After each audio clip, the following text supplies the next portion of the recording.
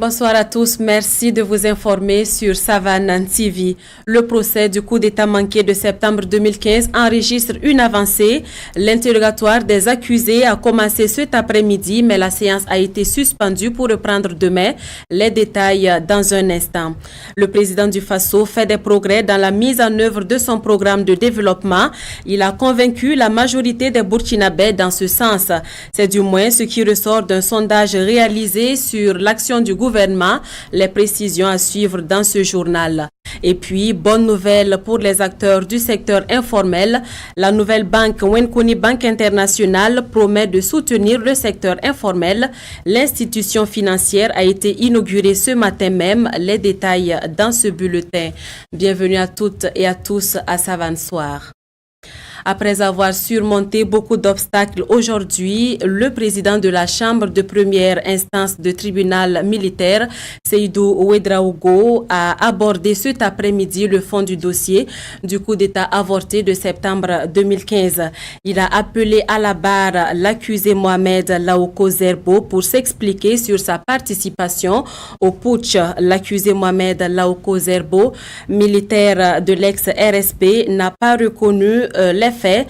Il a dit devant le tribunal que son rôle s'est limité à des missions d'observation sur le terrain le jour du coup d'État et les jours suivants à Savane FM, à BF1 et à Kossiam au palais présidentiel. Il a reconnu qu'il était avec son frère d'armes Stanislas Olokpoda après la réalisation de cette mission d'observation sur le terrain. Selon l'accusé Laoko Zerbo toujours, compte rendu a été fait au major Éloi Badiel. La suspension de ce soir a eu lieu avec l'interrogatoire de l'accusé Mohamed Laoko Zerbo. L'audience se poursuivra demain samedi. Les Burkinabés sont satisfaits dans la majorité des actions du gouvernement et du chef de l'État, Roch-Marc Christian Kaboré. C'est ce qui ressort plutôt d'un sondage réalisé par le Centre pour la gouvernance démocratique. Les résultats publiés donnent une moyenne passable de 5,08 au chef de l'État. Les précisions de Micheline Zongo. Oui, les attaques terroristes qui se sont multipliées entre 2017 et 2018 ont joué en défaveur du président du Faso. Les citoyens lui reprochent aussi la faible cohésion sociale du moment. Au final, il obtient la mention passable avec la note de 5,08 sur 10. Ce qui lui a permis de progresser par rapport à 2017, ce sont les actions dans la santé. Dans ce secteur, la gratuité des soins a pesé en sa faveur même si les citoyens demandent encore des réglages. Il y a aussi l'éducation et les infrastructures routières qui lui ont permis de gagner des points. Mais de nombreux citoyens ne semblent pas convaincus de la qualité des routes bitumées. La note du gouvernement n'est pas de nature à conforter la position du président du Faso. Moins de 43% des enquêtés ont confiance au gouvernement. Cette note serait le reflet de la faible confiance que les citoyens placent dans le plan national de développement économique et social PNDS. L'Assemblée nationale est aussi au banc des accusés. Seulement 39% des citoyens lui font confiance. 45% des citoyens font confiance à leur justice contre près de 53% pour la Commission électorale nationale indépendante CENI. Les partis politiques sont au bas de l'échelle. Seulement 22% des citoyens leur font confiance. Preuve de désillusion ou de manque de sérieux des acteurs politiques, rappelons que le sondage du CGD a porté sur 2045 citoyens interrogés entre le 10 et le 21 juin dernier pour sanctionner 2 ans et demi de gouvernance du président Roch Kaboré. Le sondage réalisé donne une note de 5,08 sur 10 au chef de l'État Roch-Marc Christian Kaboré, une note qui est en hausse par rapport à 2017 quand il avait une note de 4,5 sur 10. L'exercice s'est déroulé du 10 au 21 juin 2018 et a concerné 152 localités, villages et secteurs avec un échantillon de 2045 citoyens en âge de voter. Selon Siaka Koulibaly, le président du Faso a fait certes des progrès, mais de nombreux défis restent à relever, notamment sur le plan sécuritaire, mais aussi sur le plan économique. Il a aussi souligné que des défis restent à relever pour ce qui concerne la fronde sociale. Siaka Koulibaly, analyste politique, que je vous invite à écouter. Il a été joint au téléphone. Il avait déjà eu 4,79 au premier sondage et puis maintenant 5,8. Cela signifie qu'il y a eu un progrès. À mon avis, il n'y a pas vraiment eu progrès dans les principaux secteurs. Économie, sécurité, dialogue politique, front social.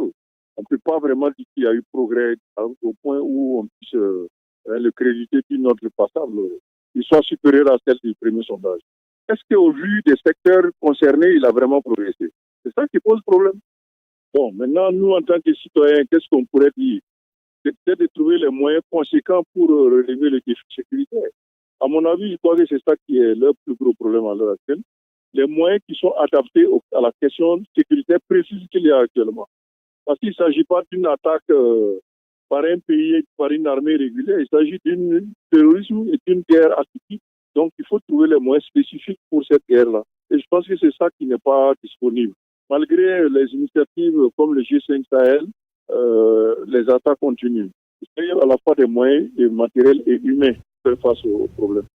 Je vous l'annonçais dans les titres, le paysage bancaire burkinabé s'enrichit avec le lancement des activités de la banque Wenkoni Bank International, une banque qui compte offrir des services innovants à ses clients et soutenir le secteur informel. L'inauguration de l'institution financière a eu lieu ce matin. Fatih Sankara. Wenkoni Bank International du groupe La Nord-Afrique ambitionne révolutionner le secteur bancaire burkinabé avec ses services. La particularité de Wenkoni Bank International, c'est l'accompagnement des commerçants du secteur informel. Les promoteurs de la banque sont des gens qui viennent du monde des affaires, qui connaissent le paysage, qui connaissent la culture, qui donc nécessairement dans leur capacité d'appréhender les besoins et les conditions de satisfaire cette clientèle, ont quand même un atout considérable. Wenkoni Bank ne peut pas se permettre d'avoir un taux non compétitif. Ce qui voudrait dire que des taux sont aménagés en tenant compte du secteur d'activité, mais aussi en tenant compte du risque que l'on prend. Nous avions déjà envisagé à des produits spécifiques pour les secteurs fragiles comme l'informel, comme les femmes, qui bénéficieront en tout cas des conditions assez souples et avec des produits dédiés et adaptés à leurs besoins. Cette nouvelle banque va favoriser l'accès aux services bancaires et surtout le financement des projets, a indiqué le Premier ministre Paul Kavatieba, qui a tenu à féliciter et encourager le promoteur de la banque Apollinaire Compaoré. Aujourd'hui, nous avons la chance d'avoir même des fils de ce pays-là qui créent des banques.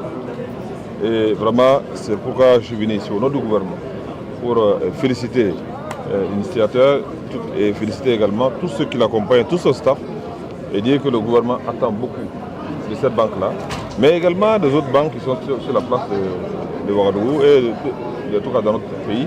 Parce que comme je l'ai dit, on ne peut pas développer un pays sans un système bancaire et financier efficace. Ce n'est pas possible. S'il y a des contraintes de financement au niveau des banques, et au niveau des entreprises, au niveau des particuliers, le pays n'est pas se développer. Donc c'est pourquoi la création de Wenkoni Bank International va diversifier l'offre des services financiers à l'économie nationale. Dans les mois à venir, Wenkoni Bank International compte multiplier ses agences sur toute l'étendue du territoire national. Son objectif est de devenir un acteur incontournable sur le marché bancaire du Burkina et de l'espace Union économique et monétaire ouest-africain UEMOA. En bref, une bonne nouvelle pour les habitants de la ville de Bobo-Dioulasso. Ils peuvent désormais se déplacer avec le bus et cela à moindre coût. La Sotraco section Bobo-Dioulasso est maintenant ouverte à la circulation avec seulement 150 francs CFA le trajet. L'initiative de la société de transport en commun Sotraco est bien entendu bien accueillie par les usagers de la route du côté de la ville de Sia. Parlons toujours sécurité routière, ils se multiplient de façon anarchique. Pourtant, ils sont source de nombreux accidents. Nous parlons des ralentisseurs hors normes. Et pour diminuer les dégâts, le ministère en charge des Transports et l'Office national de sécurité routière ONASER ont lancé une campagne de destruction de ces dodanes construits de façon anarchique sur les routes. Dans ce mini-dossier, Fatih Sankara revient sur les dangers liés à ces ralentisseurs hors normes. Qu'on les appelle ralentisseurs, dodanes ou gendarmes couchés, ils se multiplient dans les artères de Ouagadougou et parfois même dans les 6 mètres. Ces dodanes ou ralentisseurs ont un but bien précis, réduire la vitesse des usagers de la route. Les ralentisseurs, on les aménage sur la voie pour obliger les gens à passer à une vitesse inférieure à 30 km à l'heure, à des endroits très précis. Ces endroits, généralement, c'est des endroits fréquentés beaucoup par les piétons. notamment les écoles, les marchés, les lieux vraiment qui reçoivent beaucoup de public. Au Burkina Faso, il existe deux types de ralentisseurs. Ces infrastructures routières sont codifiées et suivent des normes précises. Il y a deux ralentisseurs de vitesse que l'on connaît le mieux. C'est le ralentisseur d'Odan qui est un peu circulaire, voilà, sur toute la longueur de la chaussée. Et les règles disent que c'est 10 cm de hauteur et puis 4 cm de large. Voilà pour ces ralentisseurs-là. Ensuite, on a les ralentisseurs de type trapézoïdal. Donc, vous pouvez remarquer ça sur certaines nouvelles voies qu'on vient de construire. C'est des ralentisseurs qui sont faits généralement en béton. Et ça, c'est une élévation.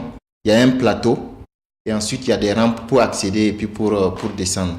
Souvent trop courts et parfois trop hauts, les ralentisseurs sont en déphasage avec les normes fixées par les services techniques municipaux. Un ralentisseur qui n'est pas aux normes est source d'accidents. Le ralentisseur fait tomber des gens. À tout moment, ça tombe. On est là, on regarde. Je peux dire que dans la semaine, les sapeurs-pompiers peuvent venir ici 3 à 4 fois à cause des ralentisseurs. Moi, j'ai perdu un ami proche à Ouaga, ici en ville, ici, par les ralentisseurs. Du fait de la mauvaise qualité des matériaux et surtout de l'usure, les marquages peuvent disparaître.